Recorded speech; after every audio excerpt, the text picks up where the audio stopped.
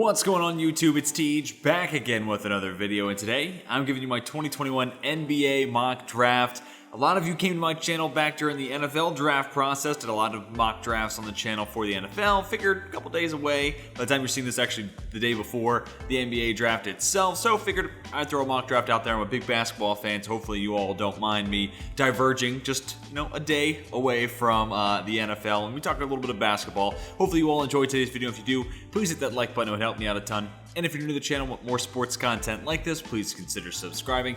And let me hear your takes about the NBA draft down in the comments section. Who's your favorite team? Who do you hope they end up with? Who's someone you think goes higher? Who's someone who falls? I'd love to have your thoughts. Let's talk about the NBA draft down in the comments section. Also, I want to quickly make note, I did a video yesterday with the Blitz. I'll have it down in the description. Definitely go check it out. We talked about the San Francisco 49ers. So if you're seeing this, which I was talking football, there you go. There's a video you can go check out. We run through this Niners schedule and give our win-loss predictions week by week. It was a good time, and I appreciated working with them. So definitely go check it out. Without further ado, let's jump into this mock draft. And it's a pretty chalky start for me. Cade Cunningham, he's the best player in the draft in my eyes. He simultaneously has the most upside, but he also, I feel like, has the safest floor. Like, I can't see reality where Cade Cunningham isn't a good NBA player. So, minimum, he's pretty solid, and obviously he has the upside to be worthy of the #1 overall pick. Jalen Green, definitely not a bad player for the Rockets to build their franchise with. Dynamic score, maybe the best pure scorer in the draft process this year. Really tore it up at the G League. Could improve that three-point shot, but he'll have plenty of time to put up a ton of shots with Houston. And on to Cleveland. I know they're shopping Colin Sexton. I hope they can find a way to try to fix that relationship, because then if you have him, Darius Garland, and throw in Evan Mobley, that is such a nice young core. Isaac Okoro in there as well. There's pieces in place. They could definitely use a star, even someone like a middling star like DeMar DeRozan. Like, if he went there, they'd go from a team holding the #3 overall pick to where if DeRozan went there with those young pieces, they'd be probably near 500, maybe a little under it. But in the East, that's still pretty close to getting a playoff spot. So that's a team that's starting to get close to competitive basketball. Sorry, I don't know why the screen keeps going up and down like that, but I apologize for that. But I think the Cavs are close, and Evan Mobley would certainly help in that process. And then for the Raptors, Jalen Suggs is a perfect replacement for Kyle Lowry. Floor general for floor general, guy who has been the face of the franchise with DeRozan there for a while, over the last decade, and Jalen Suggs has the making of a guy who could be the face of the franchise for the next decade. And here's where I'll diverge a little bit. These two both seem to be locked into this #5 spot. I would favor Kuminga just for the thought of, I get Scottie Barnes has maybe a little bit more upside, and he's a fantastic athlete. You can do so much with him defensively, but I look at that Magic team, and they just need a go-to scorer. And they could do some defense, but you also have Jonathan Isaac, Mo Bamba. We'll see what he, continues to grow into. But specifically Isaac, I already think you kind of have a guy like Scottie Barnes who doesn't do a whole lot offensively and really is just a defensive, cornerstone, can defend 1 through 5. Kuminga, I know, wasn't great in the G League. And really that comes down to his inefficiency from the three-point line. If they can workshop his three-point shooting, I think he presents higher offensive scoring. And this is a team that, I like Markelle Fultz. I like what Cole Anthony could be. But they need some dudes who can just put the ball in the bucket. And I think Kuminga presents that, a little bit more than someone like Scottie Barnes. That said, I have Barnes going 6 here. You're going to hear me say this a lot for the Thunder throughout this mock draft. I want them going upside. Anybody who could potentially become a star, that's who I have them taking. And Scottie Barnes has a unique skill set. Obviously, his offensive game needs to be refined pretty much entirely. And that's what's more advantageous in my eyes. I think OKC is a couple years away from really needing him, just given how many young players they have, and they will continue to bring in with all those first-round picks Sam Presti has loaded up on. So I just don't think they'll need him as quick as Orlando will. So I think that would give him the opportunity to take 2-3 years to really become an offensive player to go alongside what he can do on the defensive side. And then we get to the Warriors here at 7. And this is definitely a tough team. I like the idea of Davion Mitchel being that point guard of the future, but I think Steph's got another 3-4 years. So when you could take someone who helps you more so now, I think you should. And James Bouknight, which also this is fitting. I don't know where I heard this or saw this, so I apologize for that, but comped him to Monte Ellis, a little bit bigger of a Monte Ellis, because Ellis was like 6'2", I think, 6'1" maybe. Bouknight 6'5", can play on the wing, and dude, that guy scores like no other. It hit home for considering I grew up watching Monte Ellis. I'm a Knicks fan, but that was one of the first like really fun players to watch when I was growing up. That one hit home for me, and I really appreciated that comp. So if Bouknight goes to Golden State, there's your go-to scorer off the bench. I know they have Jordan Poole there too, but I think Bouknight would take the onus of the six-man of sorts for the Warriors. Then we get back to the Magic here at pick number 8. And again here, I think they go upside play. Someone like Keon Johnson, who is just such a phenomenal athlete. Probably the best hops of anybody in this class. Dude can get to the bucket and score. Needs to improve as not only a three-point shooter, but also just mid-range. Needs to become more consistent there from what I see. But his defensive ability and his ability to attack the basket with it and, freaky pogo sticks for a vertical. Additionally, now you have a guy who can play that 2-3 role for Johnson. He could probably slide down to the 4. He's going to be a pretty good athlete and pretty good defender. And then you have Kuminga, who we took at 5 for them, going at 3-4, but really can defend probably more than just those positions. Versatile defensive weapons, and now you have a big, you also have a wing. I think that continues to help build in the right direction for Orlando. Then we get to the Sacramento Kings here at 9. And really, to me, it comes down to one of two guys, Franz Wagner or Corey Kispert. I'll give the edge to Kispert. Overall, just a lights-out shooter, but I could see where you might want Wagner there. I mean, it's a flip of a coin to me. They're so similar. So I'll go Kispert, but if you have it the other way around, I'm not going to knock that. Then we get to the Pelicans at 10, and Davion Mitchell here is fantastic value. I think he should be a guy who is locked into the top 10. He's a stud. He has such a good, well-rounded skill set, and he had so much playing time in college. I think he has a pretty seamless transition to the NBA. And I do think Lonzo Ball ultimately is going to be moved on for the Pelicans. And it makes some sense, especially if you can do a sign and trade, get some assets back. I think that really works out. Plus, then Lonzo gets the bag that he's looking for. And then on that note, if you do trade Lonzo, Davion Mitchell can step in, be that new franchise point guard. He helps you win right now. Keep Zion happy. That's a cornerstone, just like the Dallas Mavericks are trying to do with Luka. The Pelicans need to do with Zion and make him happy, want him to continue to play in something that's not, the Lakers, the Clippers, or maybe even the Knicks, if you consider that, the Bulls, one of those major basketball meccas. They have to do everything they can to keep him in the Big Easy. On to the Hornets at pick number 11. This is where I have Franz Wagner going. So, intermix him and Kispert once again. I think that's a pretty seamless 3-and-D plug and play. I don't know if he'll be a starter right away, but a guy who could eventually, form into that role. Ultimately, I think that move makes a ton of sense also in the regards to he's a pretty seamless replacement to Gordon Hayward down the line. So I think it makes a ton of sense. He's a guy who can immediately play with LaMelo Ball. They also just signed LiAngelo. That's kind of sick. But he can fit in with what LaMelo Ball wants to do as a point guard. And, he can be spotted up in the corner, get some easy buckets, working with a playmaker like LaMelo.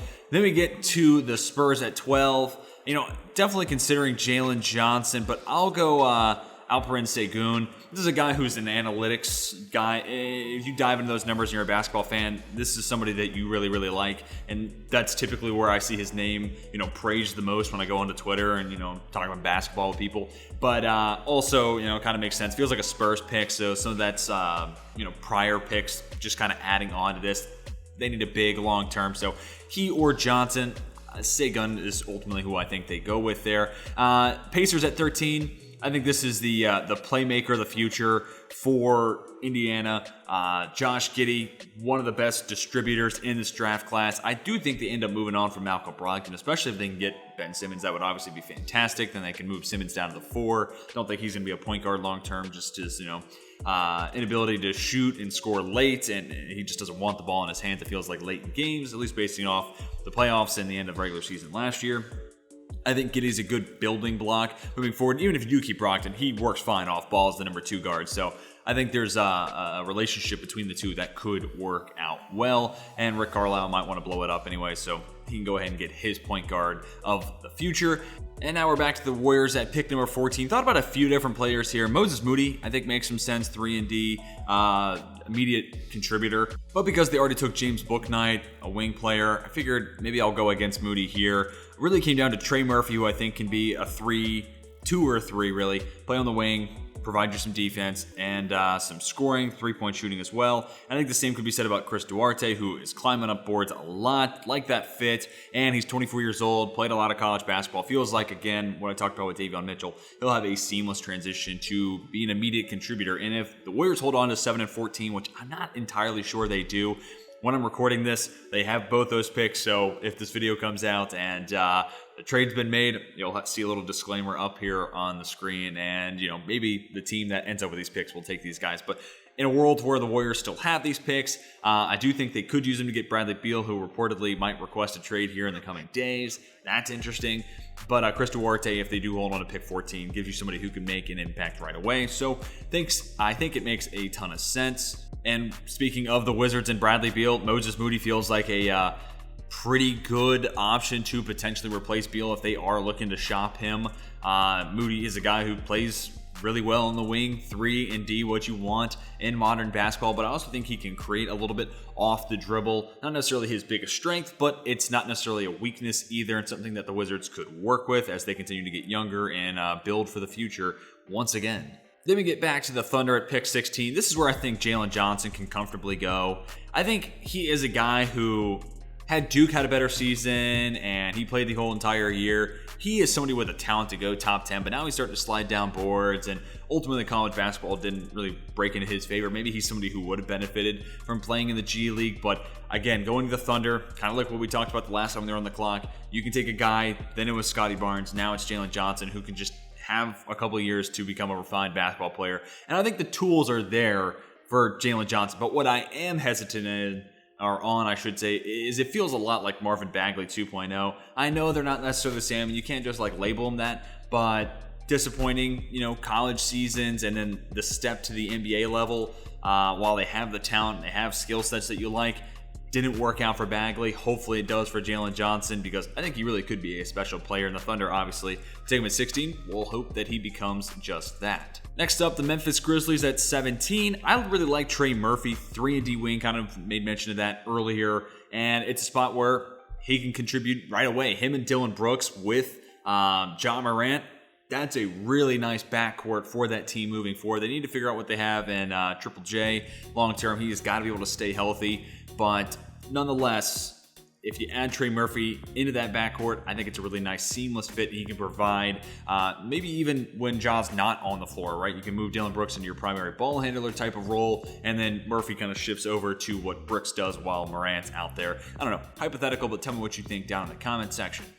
Back to the Thunder at pick number 18. I have him taking Usman Garuba. I know I'm doubling up on big men there, but this is another potential play where this guy, I don't know if he provides a whole lot of offense compared to that of Jalen Johnson, but guy who could run the floor, he could be a rim runner, and he could be a defensive just machine, hold down the paint, get a lot of rebounds. Really like that fit. And this is a team that they have SGA, Shai Gilgeous-Alexander, and that's really about it for right now. At least that comes to mind immediately. Don't scold me in the comments if I'm forgetting somebody obvious. But this team is early enough in the process where they just got to go get dudes, and specifically guys with high upside, and you bank on a couple of them hitting. You're throwing darts here, hoping that you can hit the board a few times. And if you do that, then you get to the point where you're competing, and then you can say, okay, now we need a center, or now we're a small forward away, and you can focus in on those positions, kind of like what we'll talk about here with the Knicks. They desperately need a point guard. Sharif Cooper, I think, needs to improve as a scorer, but he has a lot of athleticism, and he is very quick. To that note, kind of makes me think about Emmanuel Quickly. Maybe not as good a shooter as E-Man is, but nonetheless, he is a great distributor, and that's where Quickly really probably isn't to the level of Cooper as a playmaker and as a distributor. And, if they're going to need a young point guard to play, Cooper could potentially be a guy who helps, share the sugar and keep that offense rolling, especially if we don't bring back Derrick Rose, who I think fits better as a six-man anyways, given his age. And, you just want to do better at that position if you want to really seriously compete for an NBA championship. Next up, the Atlanta Hawks. And I have them going Jared Butler here. Hopefully not here in that Thunder. There's actually a lot of rain here in the Virginia area where I'm from. Jared Butler, I think, gives this team a point guard presence when Trae Young's not out there. I think you kind of saw that even in the playoffs where if Trae Young went out there, it got a little stagnant at the guard position. So this kind of provides you some depth and a good option off the bench You could also say Trey Mann fits that role, and, I wouldn't argue with you. I just ultimately give the edge to Butler, but, it's kind of like what we talked about with Kispert Wagner, flip a coin, whichever one you like a little bit more. Then we get back to the Knicks at pick number 21, and this is another challenging one. I really am intrigued by what Zaire Williams could be, and you could double up on scoring point guards, go get a guy like Trey Mann, you go upside with Kai Jones. Don't hate that either. This team could use like a big body moving forward, someone down low to, complement Mitchell Robinson. But ultimately, I think I'm going to go Joshua Primo here, or, just Josh, I assume. Ultimately, my reason for going with Primo there is just because I think this team needs some wing depth, especially if Alec Burks isn't coming back, which, who knows? That guy's just like the definition of a journeyman. So if he leaves, you could use a guy who can put the ball in the basket, shoot the ball really well. So I think Primo can be that, also provides some pretty decent, defensive upside. So like that fit, and as intriguing as it is to double up on point guard, you still do have Manuel Quickly. So I don't think it's that desperate. Do like the idea of Isaiah Jackson there, though. And now for the LA Lakers, I think Cam Thomas makes a ton of sense here, a guy who's just a bona fide scorer. This guy's going to score it in bunches. And whether he's maybe the starting point guard or ideally someone who just comes off the bench, it'd be nice for LA to try to find a different answer at the starting point guard spot. And then you can just let Cam Thomas just tear it up on the bench, be that go-to scorer, kind of like what we talked about with Book Knight and the Warriors. I think that's an ideal role and where you can maximize his value with this selection. So really like the fit. It's a team that definitely needs some point guard ball handler depth. Next up, we got the Houston Rockets, and I think this is where Isaiah Jackson stops falling. A lot of mock drafts have him going higher than this, and I don't knock it. This guy looks like an NBA big, and he has the skill set. Now it just comes down to refining those skills. Obviously, this is what I've been talking about with a lot of these teams, but a team like Houston, obviously not going to be competing for a while, so they can take a chance on one of the youngest players in the draft, if memory serves, and just bank on him hitting that upside. You have him and Jalen Green, and now you get the number 24 pick, and I think this is a really good spot for someone like Trey Mann, be that go-to scorer of the future. Honorable mention, though, to Jaden Springer, who's really good defender and has some good offensive instincts. And then also Miles McBride. A lot of the same could be said about him, but those guys won't be on the board much longer. Spoiler alert, I actually have, we'll go Jaden Springer here with the Clippers. Really like what he could be as a defender. So Mann, then Springer. Different types of players, but I think they fit what those two teams want to do long term. But I could also see it flip the other way around. If the Rockets are trying to get a defensive point guard and someone who could, just be a nice compliment to the guys like Green and Jackson, and they want someone who could just get stops on the wing and against opposing ball handlers, I think Springer makes some sense there. But if they want a guy who's just another scorer, Trey Mann makes a ton of sense as well. And then we get to the Denver Nuggets, and I'm giving them the project Zaire Williams. I think this is a guy who really could have been something really good at the college level. Ultimately, I think the expectations were a little too high, and then, it's a weird college basketball season, and Stanford's not necessarily known for player development at the NCAA basketball level, so it just didn't come together. But even towards the end of the year, you could start to see him improve as a player, and, Denver's the team that took a chance on Michael Porter Jr., so why not take a chance here and get a guy who, if all, hits in the right direction, he could be a really big-time contributor on the wing. Thought about point guard there like Ayo Dosunmu, but we'll talk about Ayo here in a little bit. The Brooklyn Nets hold the 27th pick, and I'm going to have Kai Jones here. I don't think he makes it this far in the draft, so, I'm probably high on some other players, and because of that, Jones falls. But him and Day'Ron Sharpe, I think, make a ton of sense. It's a team that needs to find answers down low. DeAndre Jordan is just not that dude. They traded Jarrett Allen, obviously, so they're looking for a long-term answer at that position. Day'Ron Sharpe is a really good passer from, that power forward center spot, so I really thought about him, but ultimately I think the upside that Jones presents, he's going to be a guy who, a lot of people have been saying this at least, and, I kind of agree with it, that he'll either, hit really high or it'll be, really, really low. So given that this team has a first-round pick and the NBA, forces you to trade every other year, since you have the opportunity to have a first-round pick, go get a guy who, talent-wise, if everything breaks in his favor, is way better than what you got at 27. So I think it's worth a chance for a team that, has 3 stars. Jones could potentially just be a really nice compliment and eventually develop into maybe the 4th. And then we get to the 76ers at pick number 28. And with this pick, I'm really intrigued by Ayo Dosunmu. Just as a combo guard off the bench, I'm really not saying that he would, overtake any sort of starting role that the Sixers might have become available at that position. Specifically, if they trade Ben Simmons and it's not for like a Damian Lillard trade. But even if they got Damian Lillard, I think Iowa would serve well off the bench, and this team could use some added depth.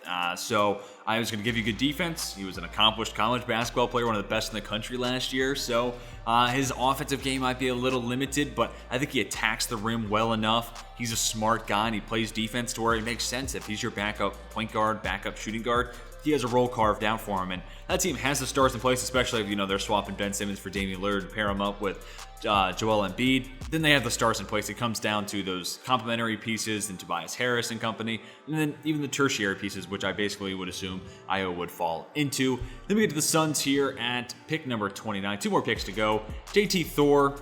He's somebody I think that ends up going higher just because of the upside. The NBA loves these, developmental bigs who, if everything banks right, they become stars. And it's also like the center position is not necessarily as deep as, point guard and shooting guard. And that's largely because kids grow up and they want the ball in their hands, so they become point guards. And, it's not necessarily as appealing to go down, work, do the, the grunge work, post up a guy, grab rebounds, play defense, maybe not even see the ball coming your way. So that's part of it. But, JT Thor is somebody who could be a defensive menace, so I really like the value there. And behind DeAndre Ayton, this team needs to get better. Like Frank Kaminsky, God bless him, he played in the NBA Finals, and I can say he played in them, but I don't know if I can say much more than that. And if Dario Saric's injury, obviously in the playoffs, I don't know if we'll see him next year, and if we do, it's probably not till the playoffs or thereabouts. So they could definitely use some depth, and I think JT Thor would be great value there at 29. Then we get to pick number 30, final pick of our 2021 NBA mock draft. This is where I'll have Miles McBride go. Could definitely be the guy from VCU's name just eluded me. Apologies, was just on the screen. Just went and looked it up. Nashawn Highland is who I was referring to. So Highland or McBride makes some sense here. Highland is a little bit smaller, but he has that, that burst. He can get to the bucket with ease. He's a pretty good shooter. McBride, I like his offensive instincts, kind of what I talked about with Springer, where people look at him and he looks comfortable on the offensive side, and you can see it, coming together in his head. You just need to improve the actual shooting and when to attack versus when to be a playmaker and when to set up teammates. And then McBride, I think, is a pretty solid defender, and I think that helps his team immediately. And this team could use another ball handler. Mike Conley's a free agent. Don't know if they bring him back. And even if they do, someone off the bench to lighten the load for Conley and Donovan Mitchell would go a long way. But that's going to do it for my 2021 NBA mock draft. Tell me what you think. Who's your favorite team? Who do you want them to take down in the comment section? I'd love to have your thoughts. Who do I have going too high? Who falls too low? Again, I'd love to hear it from you, and I respond to every comment. So let's talk about the NBA draft down in the comment section. But hopefully you all enjoyed today's video. If you did, please hit that like button. It would help me out a ton. And if you're new to the channel with more sports content like this, please consider subscribing. That's going to do it for this one. Hope you all have a fantastic rest of your day. And until next time, my name is Tej, and I'm signing off.